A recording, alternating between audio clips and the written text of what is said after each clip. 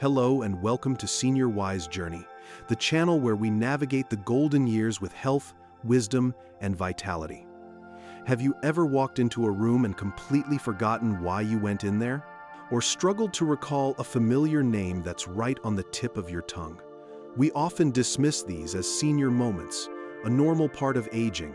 But what if I told you that for millions of Americans, these moments might be accelerated by something hiding in plain sight, right in their own medicine cabinets?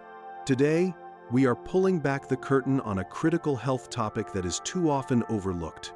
We'll be discussing 4 types of very common, everyday medications, some you can even buy without a prescription, that scientific studies have linked to an increased risk of memory loss and even dementia. This isn't about fear, it's about empowerment. By the end of our journey today, you will have the knowledge to protect your most precious asset, your mind.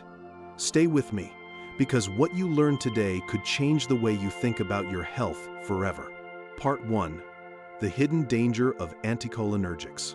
Let's start with a big scientific-sounding word that you need to know: anticholinergics. It sounds complicated, but the concept is simple and vital. Imagine your brain is a bustling city. The thoughts, memories, and commands are like messages being sent from one building to another.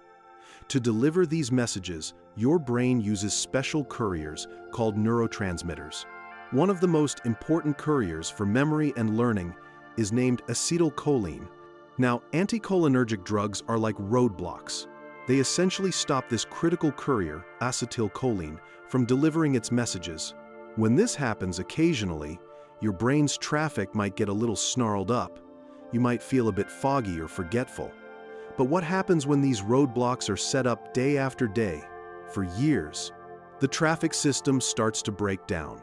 Communication routes are abandoned, and the vibrant, bustling city of your mind begins to quiet down, leading to what we recognize as cognitive decline and, in the worst cases, dementia. The most shocking part is how common these drugs are. The most well-known culprit is diphenhydramine, the active ingredient in Benadryl. Think about it. How many of us have reached for that little pink pill to deal with allergies, a sudden rash, or to help us fall asleep? It's a staple in countless American homes. Yet, a landmark study published in JAMA Internal Medicine followed nearly 3,500 seniors and found that those who used strong anticholinergic drugs, like diphenhydramine, for the equivalent of 3 years or more, had a staggering 54% higher risk of developing dementia than those who didn't use them at all. But it's not just Benadryl. This class of drugs is vast. It includes certain medications for an overactive bladder, like oxybutynin, some older antidepressants, medications for vertigo, and even some muscle relaxants. The problem is that these effects are cumulative. Each dose adds a tiny bit more risk. It's like dripping water on a stone. Over time, it wears it down. So, what can you do? Become a detective. Start by reading the labels on your over-the-counter medications. If you see diphenhydramine, chlorpheniramine, or doxylamine succinate, you are looking at an anticholinergic. For your prescription drugs, sit down with your pharmacist or doctor. Bring a list of everything you take, and I mean everything, including supplements. Ask them plainly, are any of my medications anticholinergic? What are the long-term cognitive risks?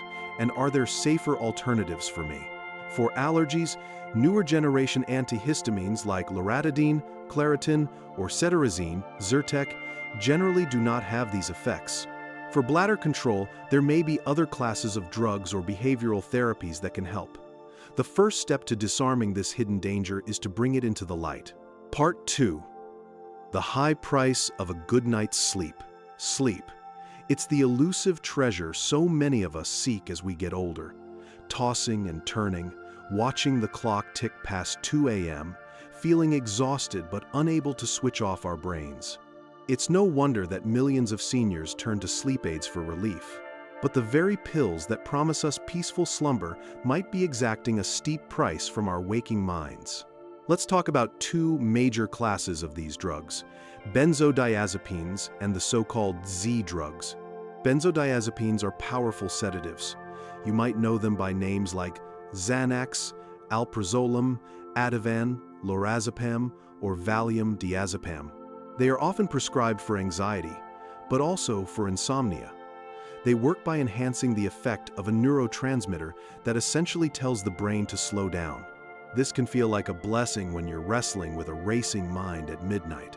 However, this widespread sedation is like turning down the power to the entire city of your brain.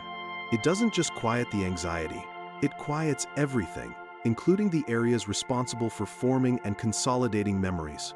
Studies have consistently shown a frightening link between long-term benzodiazepine use and dementia. A major study from the British Medical Journal found that adults who had taken these drugs for more than 6 months were 85% more likely to develop Alzheimer's disease. The brain can become dependent on them, and they can cause next-day grogginess, confusion, and an increased risk of falls, a major hazard for seniors. Then came the Z drugs, like Ambien, Zolpidem, Sonata, and Lunesta. They were marketed as a safer, less addictive alternative. While they work slightly differently from benzodiazepines, they target similar brain pathways to induce sleep. Unfortunately, emerging research suggests they are not as benign as once believed. They can cause bizarre side effects like sleepwalking or even sleep driving, and studies are now linking them to an increased dementia risk as well. They may help you fall unconscious, but they don't necessarily provide the restorative, natural sleep your brain needs to clean itself of toxins, including the amyloid plaques associated with Alzheimer's. So, are we doomed to sleepless nights? Absolutely not. The gold standard for treating chronic insomnia is not a pill. It's a therapy called cognitive behavioral therapy for insomnia, or CBTI. This approach helps you retrain your brain and body for natural sleep by fixing the underlying behaviors and thoughts that disrupt it. It involves techniques like establishing a strict sleep schedule, creating a relaxing bedtime routine, and changing how you think about sleep itself. It requires effort, but its effects are lasting and come with no dangerous side effects.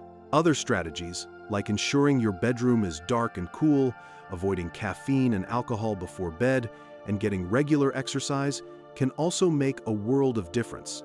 Your journey to a better night's sleep should be about restoring your body's natural rhythm, not suppressing your brain with a pill. Part 3. The delicate balance of mental health and brain health. Depression is not a normal part of aging. It's a serious medical condition, and seeking treatment is a sign of strength. For decades, antidepressants have been life-saving for millions, lifting the fog and restoring joy. However, as our understanding of the brain evolves, we've learned that not all antidepressants are created equal, especially when it comes to the long-term health of the senior brain. The key distinction we need to understand is between the old guard and the new. The old guard refers primarily to a class of drugs called tricyclic antidepressants, or TCAs. You might recognize names like amitriptyline or imipramine. These were among the first effective antidepressants developed, and they work by increasing the levels of certain neurotransmitters in the brain. The problem? They also have strong anticholinergic properties. We're back to those roadblocks we talked about in Part 1.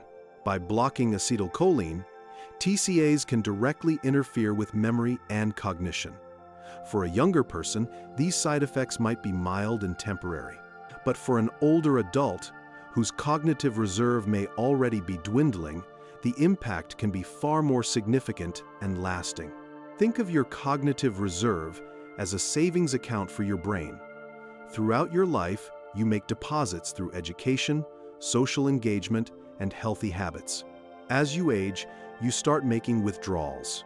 A drug with strong anticholinergic effects is like an unexpected, hefty withdrawal from that account, leaving you more vulnerable to cognitive decline.